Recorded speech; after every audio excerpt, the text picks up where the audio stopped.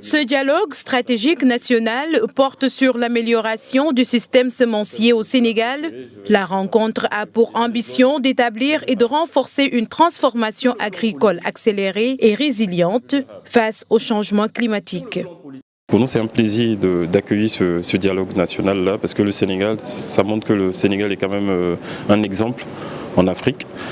Mais il y a quand même il y a encore des efforts à faire. On a quand même un secteur semencier suffisamment performant, mais nous avons encore une marge de progression assez importante.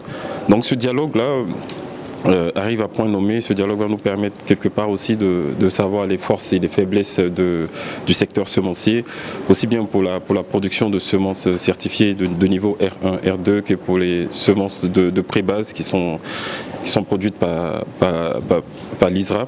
Pendant 2 jours, ces spécialistes de l'agriculture se sont penchés sur les défis liés aux semences et aux engrais.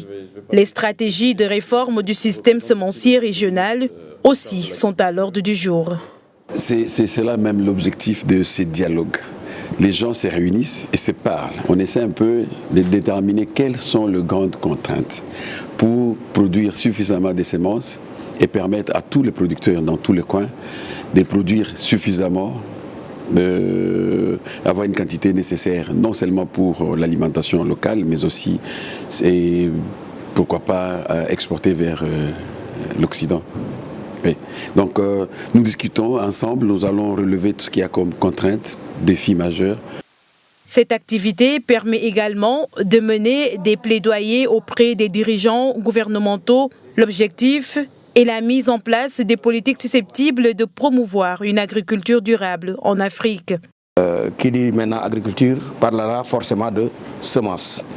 Donc le premier défi, c'est véritablement de disposer de semences de bonne qualité, mais aussi en quantité. Donc développer la souveraineté semencière si on veut aujourd'hui atteindre cette souveraineté alimentaire.